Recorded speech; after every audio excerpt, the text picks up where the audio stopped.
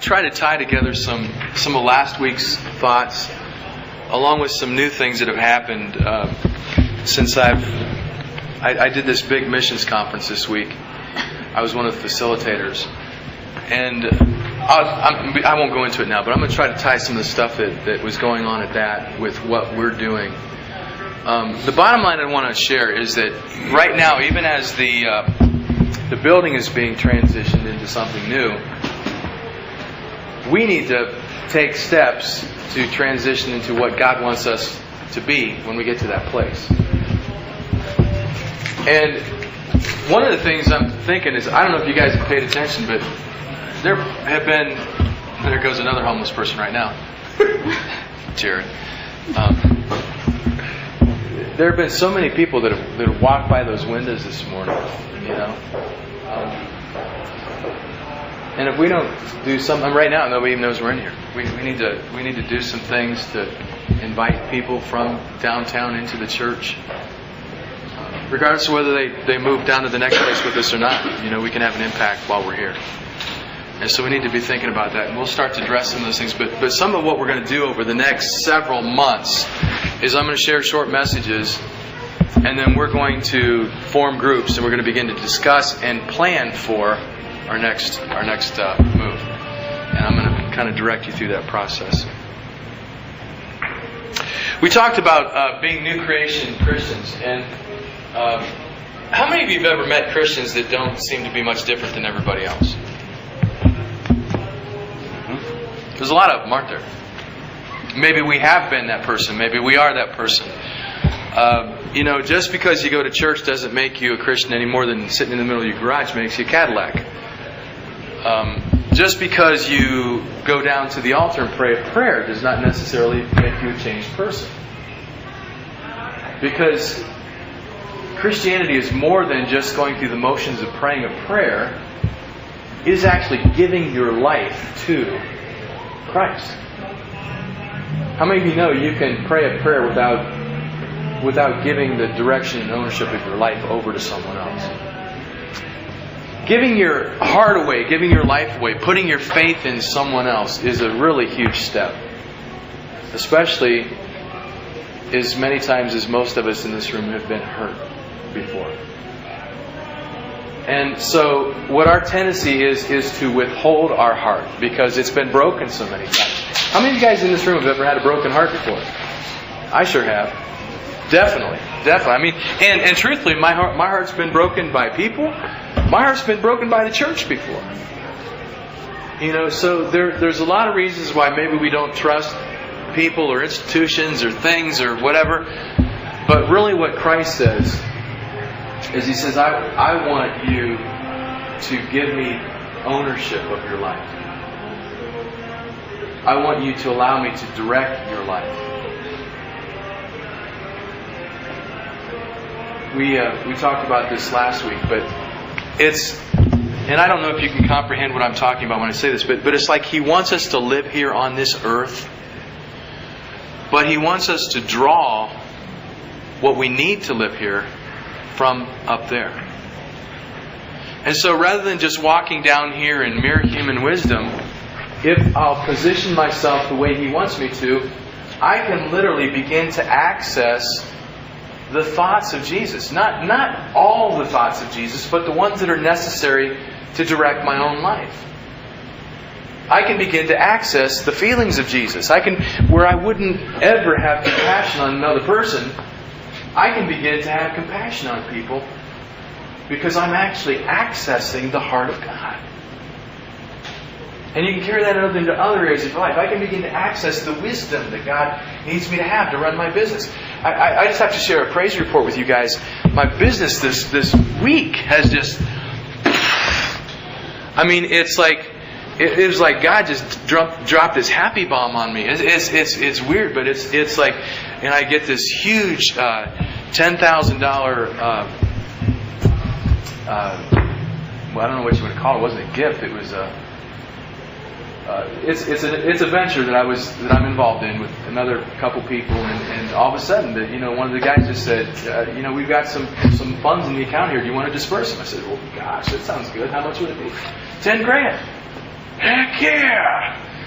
So we got that chunk to start paying down some of our debt, and then this month the phone's just been ringing off the hook, and people saying, "Can you do this for me? Can you do that for me?"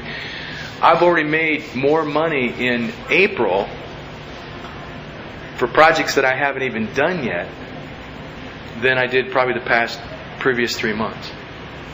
And then as I went and did this retreat this last couple days, this guy that's been really good to me, this guy's a coach, but he's not just a personal coach. This guy's an executive coach. And which is not only something that I've wanted to be, but it's something I wanted to be, but I just never knew how to bridge into that.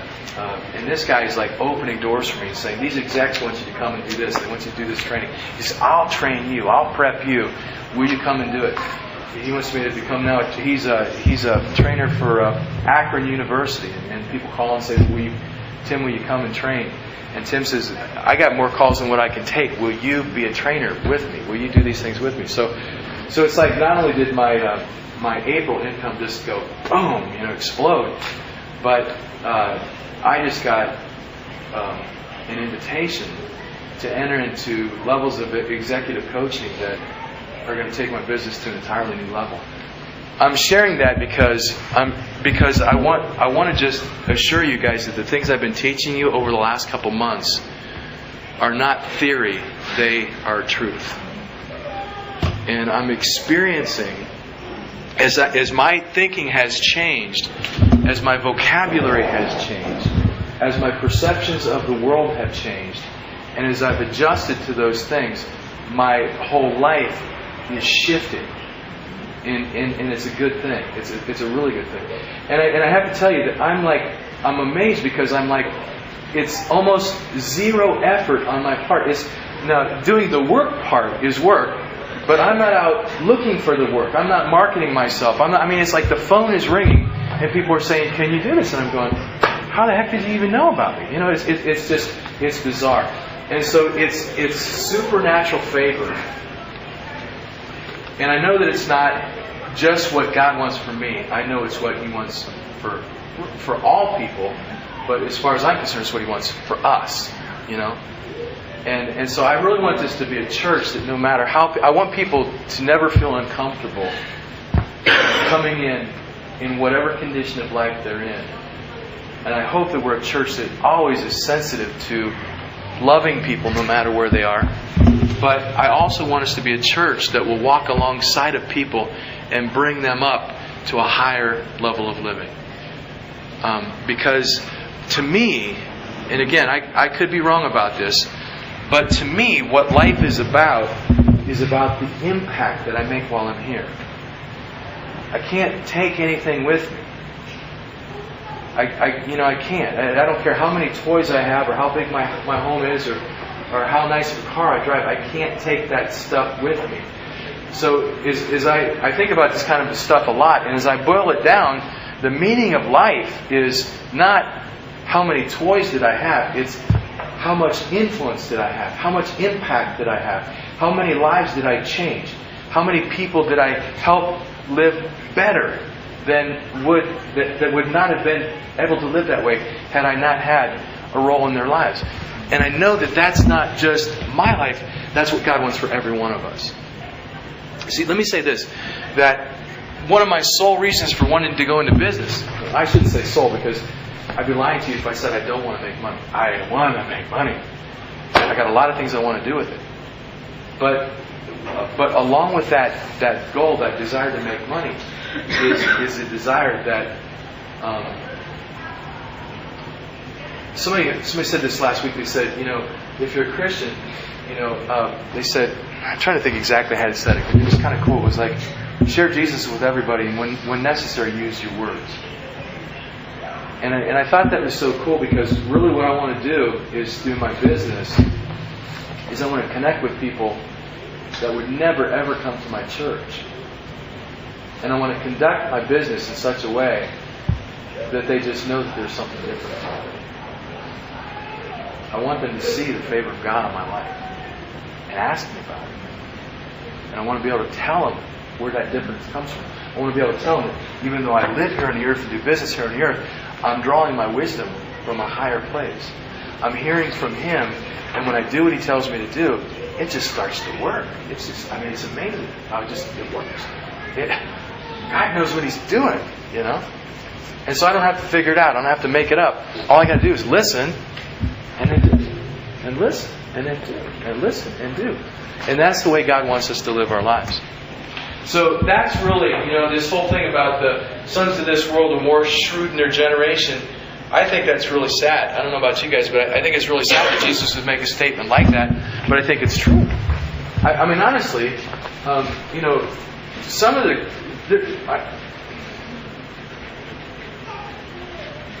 a lot of what's happening in the church is irrelevant to where people live their lives every day. I hate to say that, and I know I've been part of that. But sometimes it's like I watch people and they go through this 2-hour experience every Sunday. They sit and listen to some guy talk for an hour, and they put their money in, and you have to wonder after a while, it's like, why do people keep doing this? It's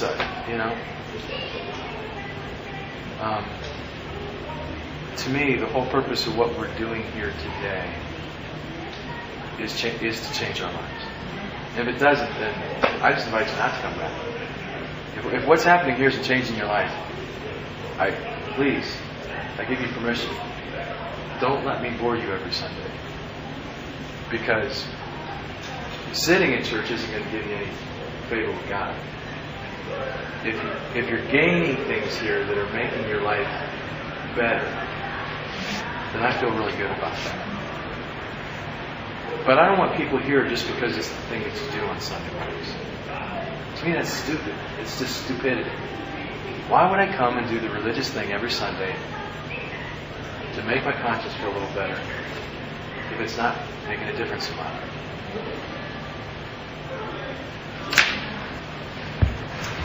To me, as I read the Scriptures, what I see from cover to cover is I see Jesus saying that what I want to do through my people, back then it was Israel, now it's the church.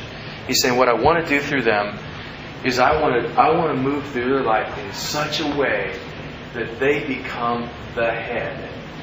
I want the world to look to my people for leadership. Now, there was a day in America when that was true. And I was reminded of that as I was meeting with all these missionaries. And I realized that many of the schools that have been started were started by Christians. In fact, the Ivy League schools, Harvard, the higher education schools, they were started with a mission of sharing Christ. I was with these missionaries, and they go into these remote parts of the world, and there's nobody there. There's no. The one guy said that there's what they say there's one doctor for every 70,000 people. How many of you know that you don't get much medical care?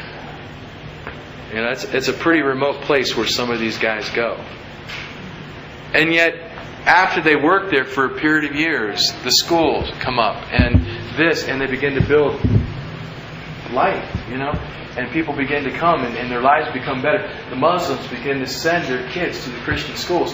Even though they hate Christianity, they'll send their children to the Christian schools because they want their kids to learn to read and to write. And so, for so long, the church was the one that was leading these